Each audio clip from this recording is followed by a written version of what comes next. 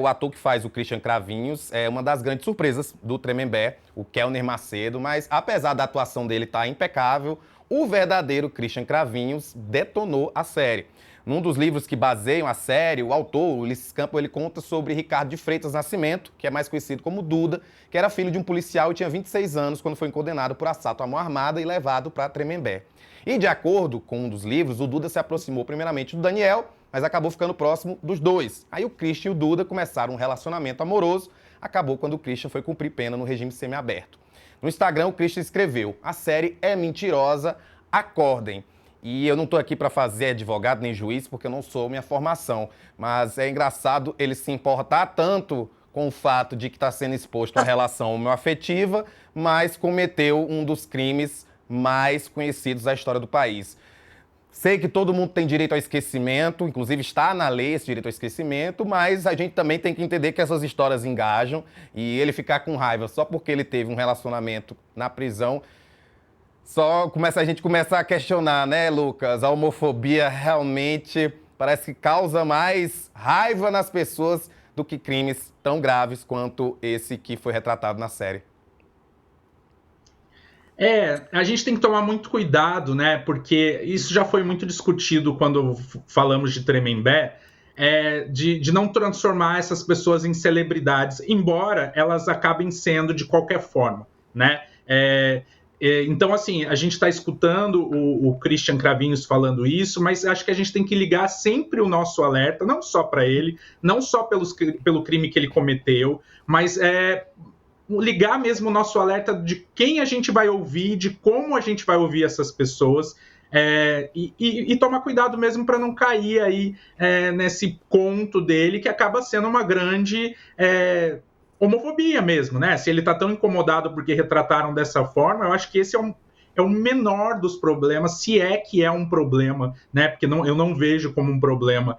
Pelo menos é uma coisa boa, vamos dizer assim, ele ter um relacionamento, tentar ter algum tipo de sentimento positivo depois de tanta coisa ruim que a gente ficou sabendo dele, né? Porque a gente conheceu o Christian, conheceu os irmãos Cravinhos por algo muito ruim, por algo muito triste. Então, a gente tem que ficar bem atento. Eu sempre hoje eu fiquei buscando, né? E a gente fica curioso para ver como é que tá a vida dessas pessoas. Fulana virou motorista de aplicativo, o outro tá postando nas redes sociais, mas a gente tem que tomar muito cuidado para não transformá-los em celebridade. Eu acho que esse é um alerta que quem tá assistindo o Tremembé precisa ter, né? E isso eu confesso, pelo menos da minha percepção, acho que foi bem feito também na série.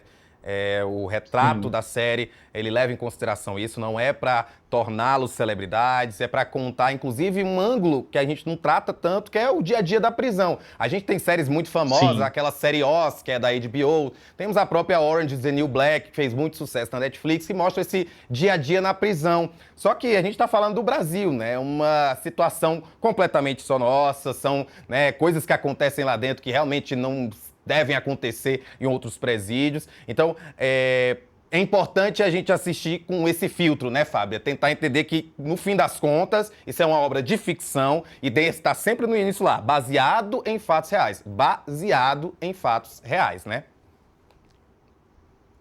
É uma série, não é um documentário, né? É uma coisa. As pessoas precisam entender a diferença, né?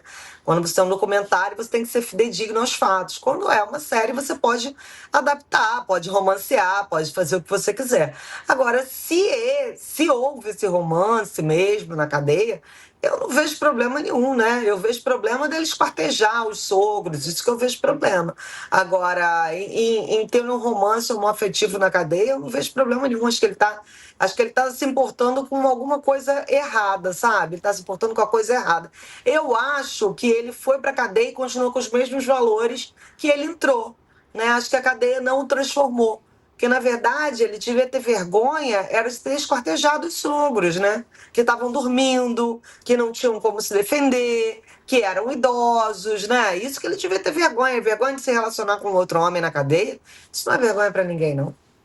Olha, mas fica aqui o meu parabéns ao audiovisual brasileiro, porque ainda não consegui assistir Os Donos do Jogo, mas também tem muita gente falando bem, muita gente elogiando. Então, assim, fica aí nosso parabéns para o audiovisual brasileiro, porque a gente sabe que São filmes incríveis. Eu já tô com o meu ingresso comprado para ver O Agente Secreto. Vou assistir no dia 11, já tá comprado o ingresso, tá lá no Cine Brasília. Enfim, estamos vivendo uma fase maravilhosa. Viemos aí do ano passado com Ainda Estou Aqui arrasando. Então a gente só fica feliz porque Maravilhoso. a gente gosta de fofocar, mas também a gente adora elogiar trabalho bem feito. E é isso que a gente tá fazendo aqui agora. Claro. Sim. Ó, a ponte aérea